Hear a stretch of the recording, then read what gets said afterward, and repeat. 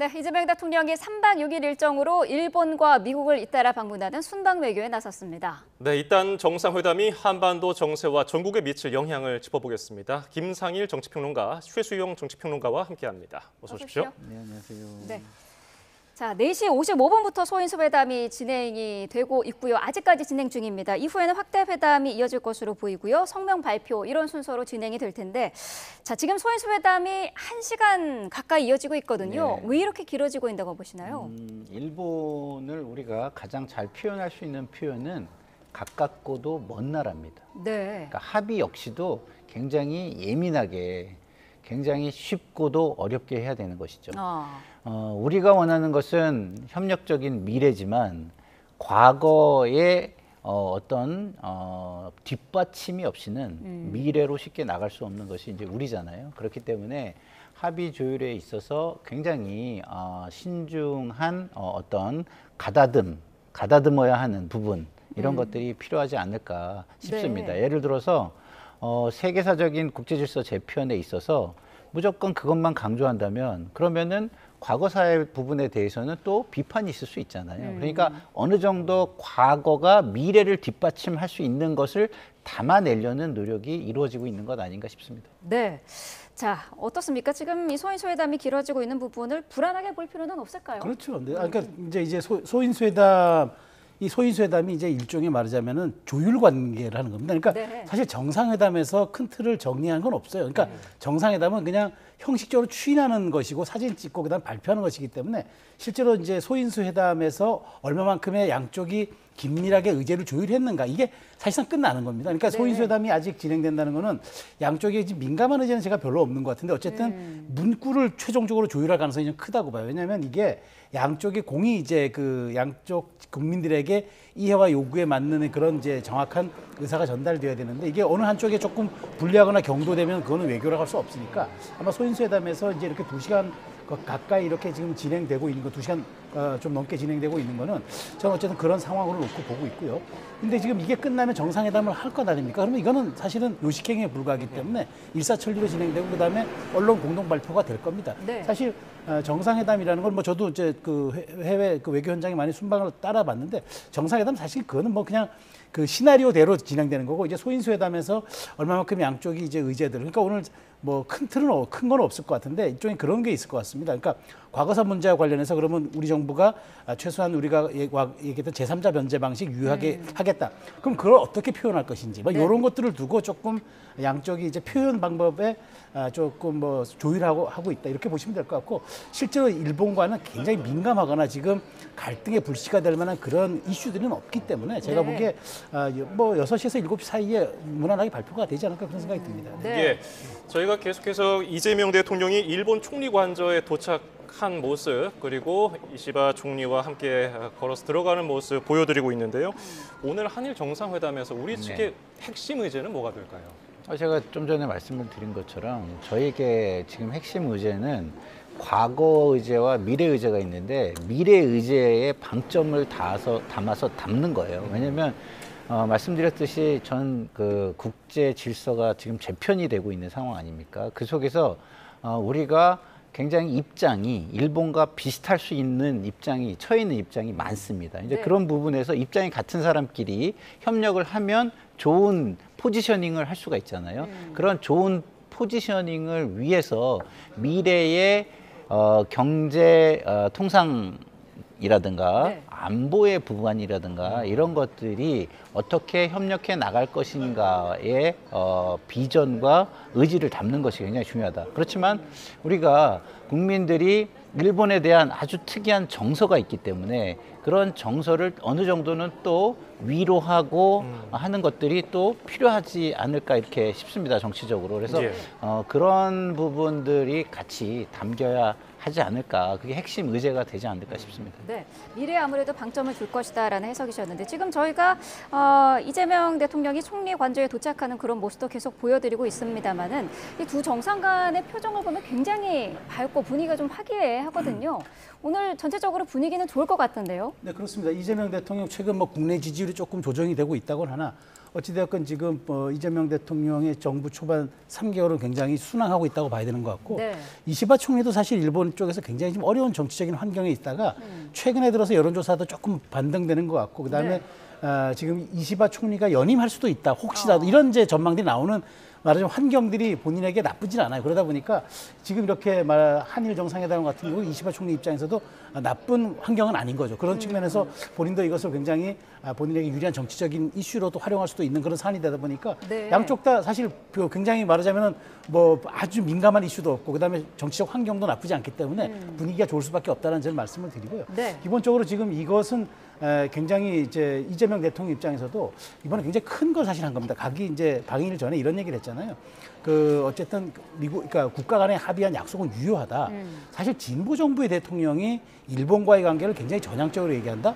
이건 굉장히 큰 사안입니다. 왜냐하면 네. 보수 정권이 들어서면은 일본과의 관계에 굉장히 좀 뭐랄까 좀 말하자면은 좀 후하게 대하는 것은 누구나 예상 가능한 일인데 진보 정부에서 오면은 뭐 죽창가가 나오고 한일 관계가 경색되는 과정들을 통해서 그 정부의 정체성을 드러내는 경우가 많았는데 네. 그러다 보니까 진보 정부 출신인 이재명 대통령이 이렇게 화끈한 언급을 해줌으로써 일본 측에서도 놀라지만 우리 국내 정치에서도 말하자면 저항선이 별로 없는 거예요. 보수 정권이 그랬다면은 진보층 지지자들은 역시 그럴 줄 알았다 될 텐데 진보측 대통령이 이렇게 하니까 그럼 수용하겠다라는 그런 말하자면 파급력이 굉장히 다르기 때문에 그러다 보니까 이번 한일 정상회담도 굉장히 우호적인 상황에서 치러질 수밖에 없겠다. 이제 남은 과제는 뭐 그 정도겠죠. 네. 그럼 미국의 거센 관세 물량 공세라든가 이렇게 급변하는 경제 환경에 한일이 어떻게 공동 대응할 것인가. 그다음에 북핵 문제의 고도화에 대해서는 일본도 이거는 굉장히 인접해 있는 문제이기 때문에 이 문제는 그러면 어떻게 양국이 공동 대처할 것인가 이런 거죠. 잠시만요. 네.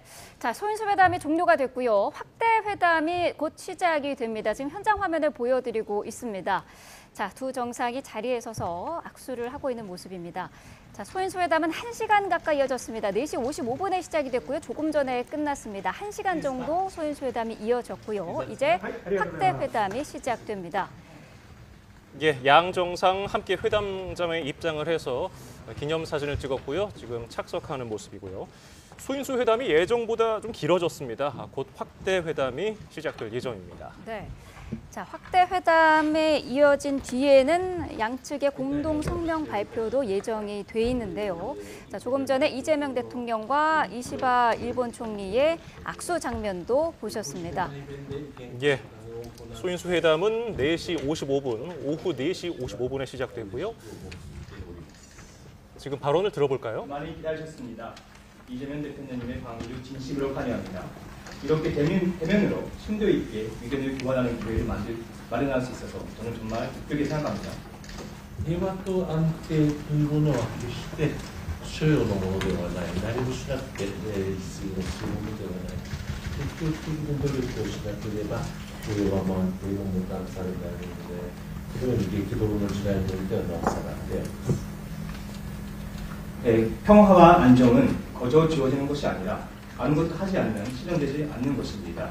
적극적으로 움직이지 않으면 지어지는 것이 아닙니다. 그것은 국제사회의 국경 시대를 맞고 있는 가운데 더더욱 그런 것 같습니다.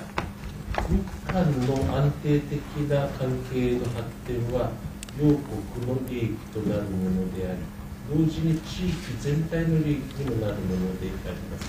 また日本、韓国、アメリカこの連携の強化も非常に重要だと思っております。このような点について大統領と認識を共有できることは本当に喜ばしいことであります。 일본과 한국의 관계의 강화한 발전은 양국 관계뿐만 아니라 이 지역 전체에 이익이 된다고 생각을 합니다. 그리고 일본, 한국, 미국 이 사이에서도 협력을 강화하는 것도 대단히 중요하다고 생각합니다. 이런 점에 대해 대통령님과 인식을 공유하고 있다는 것을 대단히 기쁘게 생각합니다. イ・ジェミョン大統領がご就任の後、7月29日にはチョ・ヒョン外務大臣外交部長官が来日をされました。私も会談をさせていただき、外務大臣も会談をさせていただいているわけでございますが、日韓政府間の意思疎通が極めて緊密に行われてきております。大統領の就任後初の2国間の訪問先が日本ということになりますのは国交正常化後60年になりますが、初めてなんと集中いたしております。現下、非常に厳しい戦略環境の下で、大統領がそのように日本に最初にご訪問いただくということが大変に心強いことであります。これから先非常に良い形でシャトル外交というものが実践されるということを希望し、そしてまたこのスタンドとして大統領がご支援いただいたということを本当にこれから嬉しく思っております。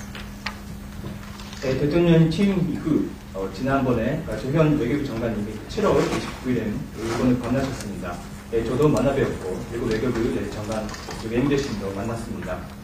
이러한 정부 간의 소통이 이렇게 매우 긴밀히 이루어지고 있습니다.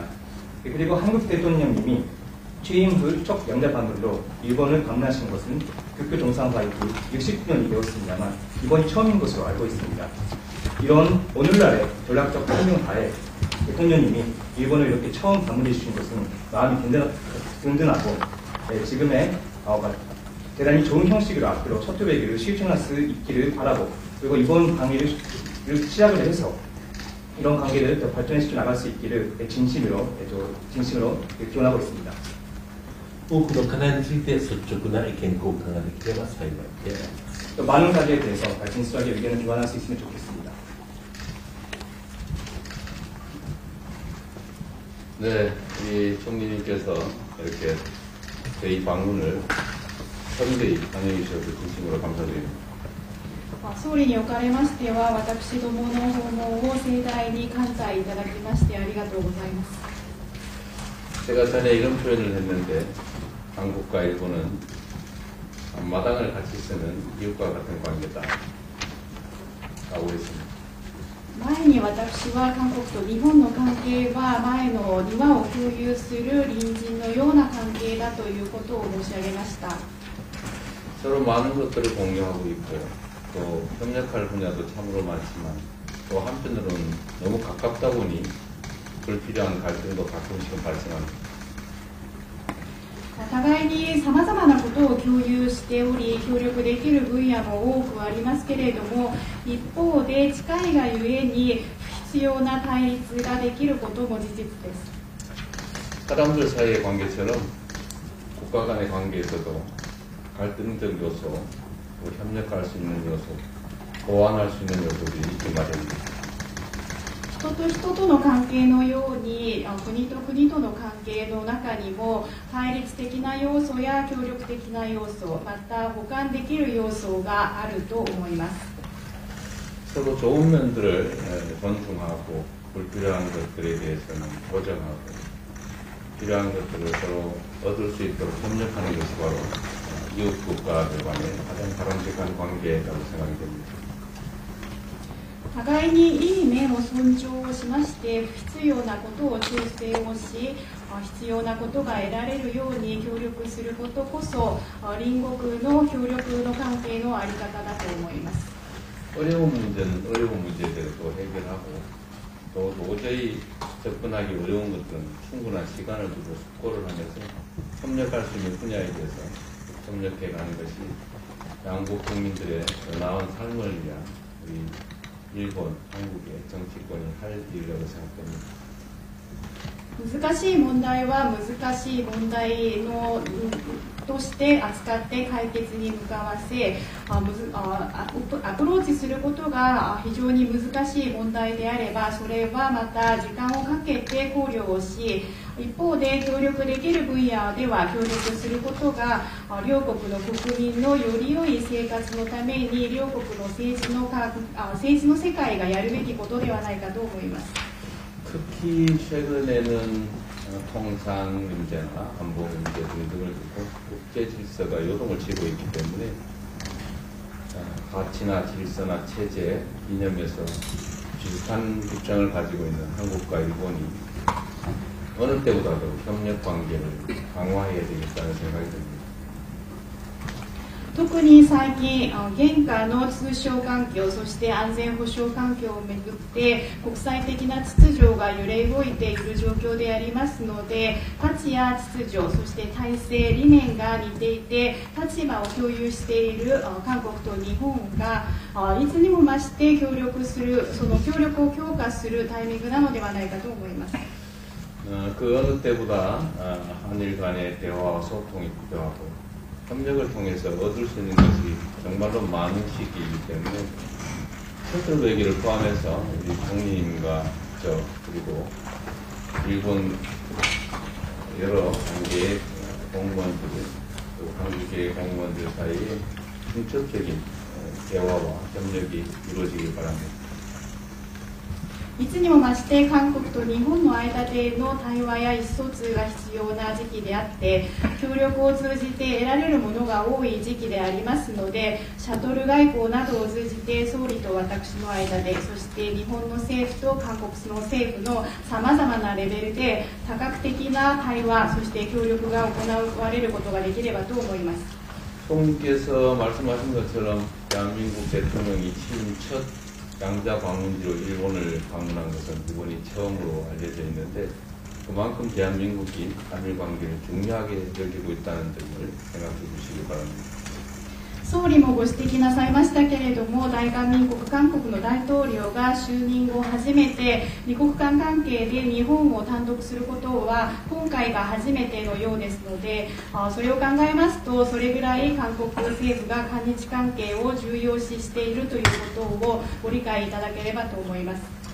총리께서 지방 균형 발전에 각별한 관심을 가지고 계신 걸로 아는데 다음 셔틀 외교의 일환으로 한국을 방문하게 되시면 서울이 아니라 대한민국의 지방에서 한번 배웠으면 좋겠습니다. 総理におかれましては地方の均衡的な発展に格別なご関心があるというふうに承知をしておりますけれども、シャトル外交の一環としてもし総理が韓国をご訪問なさる機会があれば今回はソウルではなく韓国の地方の方でお目にかかることができればと思います。 두 번째 뵙다 보니까 아주 가까운 친구처럼 여겨지는데 오늘도 대화를 통해서 좋은 결과 만들어지기를 바랍니다. 기대합니다. 今回お会いすることが2回目ですけれども2回目であるだけに非常に近しい友人のような気がしてなりません。本日の会談を通じて対話をよく行いましていい関係へとなることを期待しております。報道大使願います。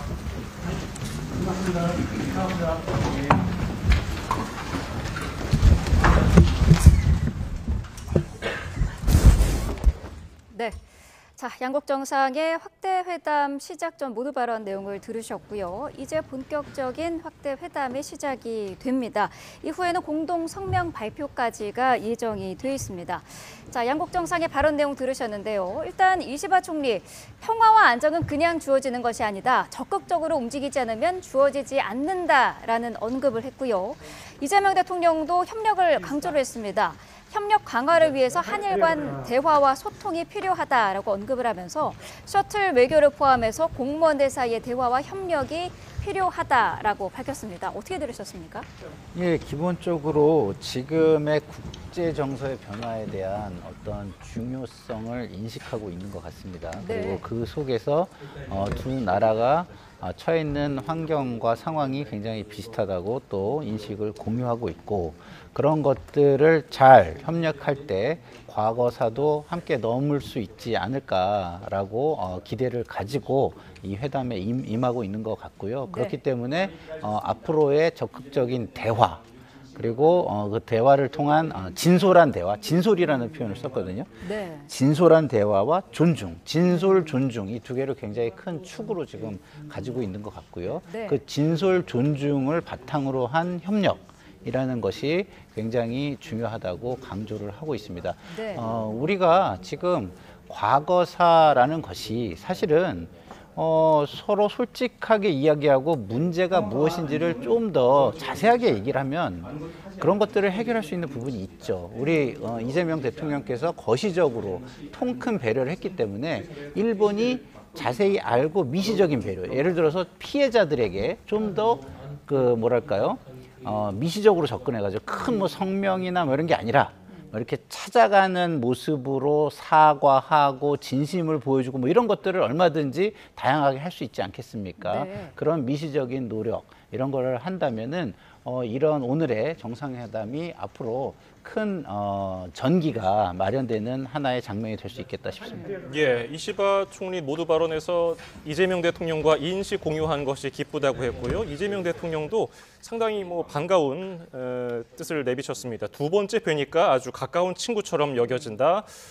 다음에 한국 방문하시면 지방에서 뵙길 바란다. 이렇게 좀 부드러운 주제로 모두 발언이 이어졌는데 오늘 회견에서 뭔가 부딪히는 내용이 다뤄질 가능성도 있습니까? 전 거의 없다고 봅니다. 그러니까 지금 굉장히 화기애애한 분위기고 양쪽이 사실상 소인수회담에서 쟁점이 될 만한 것도 없겠지만 어느 정도 다 이미 조율이 됐다고 보여지고요. 모두 발언에서 보여지듯이 사실상 어찌 보면 덕담과 격려에 가까운 얘기들을 서로 하고 있는 겁니다. 그러니까 쟁점과 이슈라는 게 거의 없는 것들이고 그다음에 셔틀 외교 복원 같은 말하자면 그대로 한일 관계가 더더욱 정상화의 길로 가자는 정도 얘기하고 이재명 대통령은 여유가 있으니까 다음에 서울 말고 지방에서 만났으면 좋겠다라는 그런 얘기를 통해서 어떤 정치적 함의까지도 전달을 하는 과정들입니다. 그리고 이재명 대통령의 메시지는 일관되죠.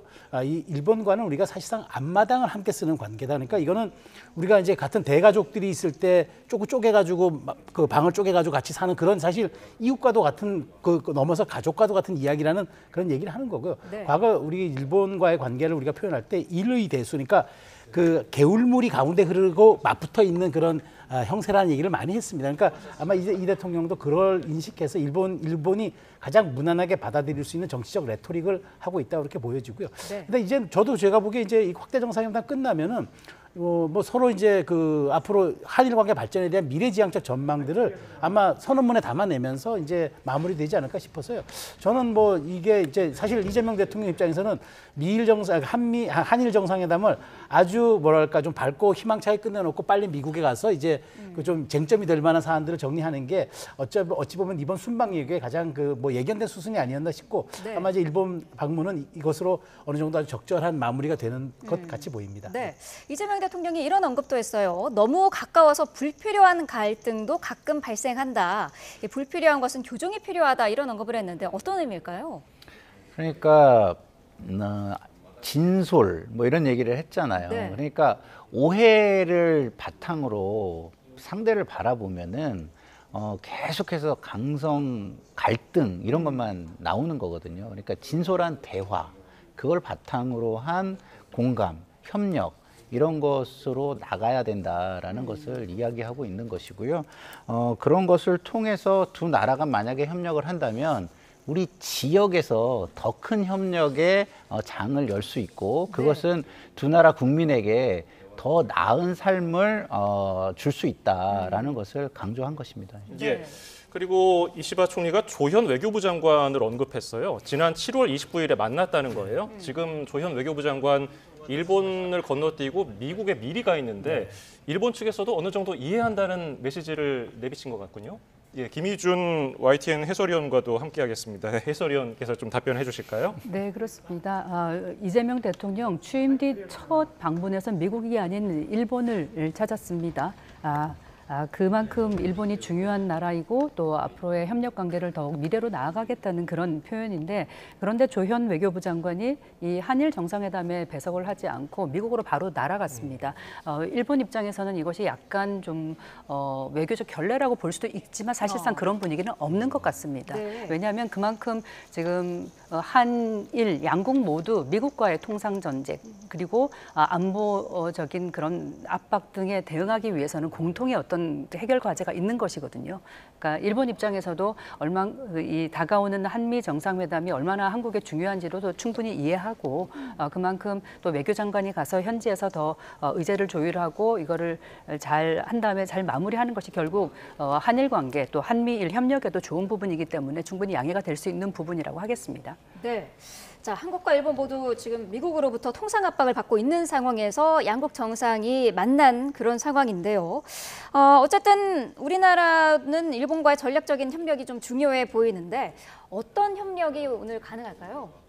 앞으로 이제 먼저 공동 대응을 해야 될 일이 있죠. 네. 일단 미국과의 그 말하자면 관세 협상, 일본과 우리는 좀 따로 대응했지만 실제로 앞으로 이제 글로벌 통상 시대에 한일이 협조하지 않으면 안 될 겁니다. 그러니까 동아시아권에서의 한일과 경제 블록을 어떻게 형성해 낼 것인가, 이게 공동의 이익에 굉장히 부합하는 의제가 될 것 같고요. 네. 또 하나는 북한 문제죠. 북한은 사실상 그 지난번 이제 한일 갈등이, 불필요한 한일 갈등이 뭘 낳았냐 그러면 북한의 핵의 고도화를 낳았고, 그다음에 중국의 영향력에 이른바 증대만 만들어놨습니다. 그러니까 한일이 정말 제가 보기엔 너무 가까워서 불필요한 갈등이라는 게, 그렇게 한때 죽창가를 부름으로써 양국이 경제적이거나 정치적 이익을 도모한 게 하나도 없어요. 오히려 손해만 봤죠. 북한은 핵을 고도화했고, 그다음에 이제 중국은 거기 그 사이에 빈 공간을 파고들어서 영향력을 확대해놨어요. 네. 그 결과 어떻게 됩니까? 일본은 북한에서 작은 미사일 한 발이라도 쏘면 전 일본의 경계령을 다 내리는 매우 민감하게 반응하기 때문에, 앞으로 그러면 한일 관계가 대북 문제를 어떻게 접근하느냐도 대단히 중요한 이제 문제가, 현실적인 문제죠. 그 부분은. 네. 그런 부분들도 이제 그 중요한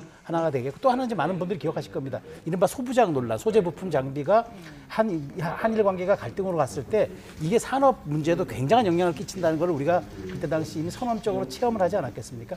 그런 측면에서 셔틀 외교라는 게 안정적으로 계속적으로 이루어진다면 이런 부분들의 갈등이 있을 수도 없을 뿐더러, 또 이런 것들이 또 양국 관계에 미치는 굉장히 부정적인 영향도 없을 겁니다.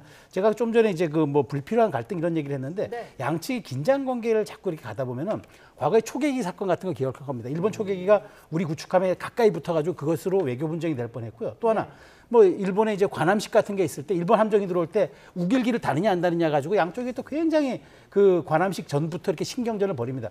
이런 것들이 사실 양쪽 국민을 더 자극시키고, 또 말하자면 민족주의적으로 결집하게 하고, 이런 것들은 한일 관계에 더더군다나 부정적으로 가고 과거사에 자꾸 발목 잡히는 쪽으로 가기 때문에 아마 네. 두 정상은 이런 부분들과 인식을 공유했다. 그다음에 이제 미래로 가자, 이런 얘기들이 아마 그런 모든 것들을 포함한 것이고, 이 대통령도 너무 우리가 가깝기 때문에 그런 불필요한 갈등도 우리가 좀 조심해야 한다는 얘기도 이렇게 반대적으로 꺼낸 것 같습니다. 네. 예. 이재명 대통령은 뭐 광복절 경축사에서도 그렇고 얼마 전에 일본 언론과의 인터뷰에서도 좀 감정적인 부분에 대해서 일본 정부의 적극성을 좀 바라는 듯한 메시지를 냈거든요. 오늘 이시바 총리가 평화와 안정은 그냥 주어지는 것이 아니다. 적극적으로 움직이지 않으면 주어지지 않는다라고 발언한 부분이 좀 눈에 띄던데, 과거사라든지 이런 부분들이 오늘 일본 측에서 우리가 좀 만족할 만한 수준의 메시지가 나올까, 어떻게 전망하십니까? 그러니까 이제 그런 성의 표시가 굉장히 중요한 것이죠. 그러니까 우리도 과거사 문제를 해결하는 방식에 있어의 통큰 배려를 한 거 아니겠습니까? 진보 정권에서. 그러면은 아까도 제가 말씀드렸지만 일본 측에서는 그 큰 틀이 해결됐다고 우리 해결이 됐어라는 게 아니라, 진짜 아픔을 겪었던 사람들을 찾아가는 미시적 배려라는 것을 제가 아까 말씀드린 것처럼 할 수가 있는 겁니다. 그런 미시적인 배려들을 좀 해내고, 그다음에 지금 당장 그 양국의 정치적인 환경이 있기 때문에 뭐 너무 이렇게 급작스러운 이야기, 표현 이런 걸 쓸 수는 없지만, 이제 뭐 직설적인 표현, 반성이라는 단어가 하나 나왔잖아요. 네. 거기에서 하나씩 더 돌을 쌓듯이 쌓아가는 그런, 그러니까 우리 국민들이 볼 때 방향이 올바른 방향으로 가고 있구나라는 느낌을 계속 줄 수 있는 것들을 자주 이렇게 한다면, 그러니까 한꺼번에 많은 것을 주려고 하는 것보다 자주 지금은 준다면 부담도 덜하고 사람들의 어떤 공감대도 더 쌓아나갈 수 있지 않겠습니까? 예, 그런 부분이 굉장히 지금 양국에서 강조가 되고 있고, 그런 것들을 또 진솔하게 대화를 한 것 같아요. 네. 했기 때문에 우리 그렇게 가는 게 좋겠다라고 공감이라는 것을, 그리고 그 상호 존중을 바탕으로 하는 어떤 생각과 계획들을 공유할 수 있는 상황이 어느 정도는 마련되어 가고 있는 것 아닌가, 이런 생각이 듭니다. 네, 우리 정부는 이 과거사 문제와 관련해서 일본을 압박한다고 해도 문제가 해결되지는 않기 때문에 전략적 인내는 불가피하다, 이런 입장을 앞서 조현 외교부 장관도 밝혔는데, 오늘 정상회담에서 그래서 좀 과거사라든지 이런 문제는 적극적으로 부각되지 않을 전망도 있다, 이런 얘기도 나오거든요. 김 기자는 어떻게 생각하시나요? 이 대통령 발언에 약간 힌트가 있는데요. 네. 한일 간에 접근 어려운 건 시간을 두고 숙고하자, 협력할 분야를 가자고 했습니다. 이것을 네. 곧 과거사와 또 안보, 경제 등 그런 협력 분야의 현안은 별도로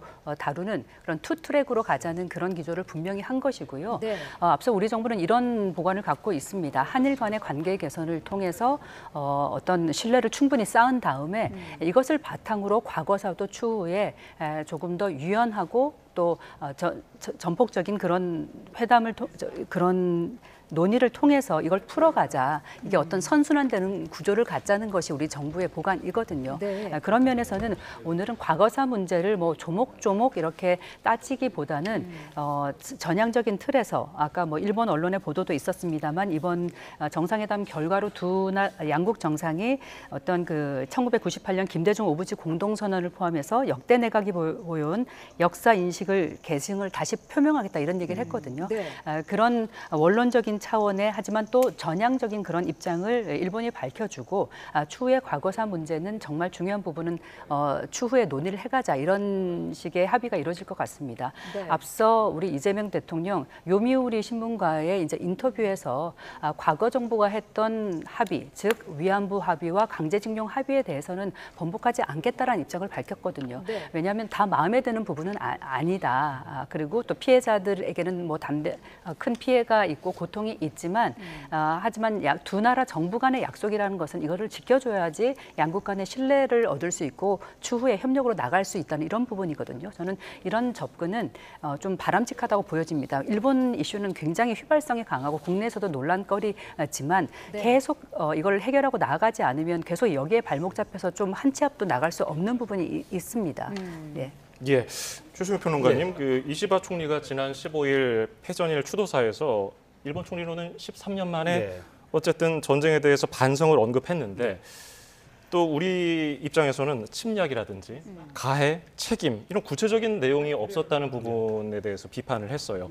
일본 국내 정치 상황을 볼 때 그냥 반성 언급 정도가 최대치라고 봐야 할까? 어떻게 보세요? 그러니까 일본이 이 부분에 대해서는 조금 딜레마가 있는 것 같아요. 말은 그렇게 해놓고 또 야스쿠니에 뭐 참배가 안 되면 복물이라고도 갖다 줍니다. 네. 강요들이 이런 식으로 또 국내에서의 정치적인 여론 정서는 달래면서 외교에서는 뭐 그냥 수사 레토릭으로 또 반성한다 이렇게 다 가다 보니까 과연 진정성이 있느냐? 그럼 일본 정부가 과거의 사과로부터 얼마큼 더 나아갔느냐 이런 점들에 대해서 굉장히 많은 지적과 비판을 받는 게 사실입니다. 이제 그러다 보니까 우리 입장에서는 자꾸 진정성이 없다는 얘기를 계속 할 수밖에 없는 그런 상황인데 어쨌든 이시바 총리도 진전된 얘기를 합니다만은 그럼에도 불구하고 저는 여기에 대해서 조금 더 구체성을 띄어야 된다. 최소한 구체성을 띄어야 된다. 그러니까 최소한 기준일 필요하다. 그러니까 야스쿠니 신사 참배가 사실 굉장히 일본 정서에서는 이게 일종의 기준점이 되는 거거든요. 그렇다면 최소한 현직 강요들은 뭐 안 간다든가 뭐 이런 기준을 정함으로써 국제사회에 일본의 것을 해야지. 지금 이시바 총리가 어떤 안정이라는 이런 것에는 우리가 적극적인 행동 이런 것들이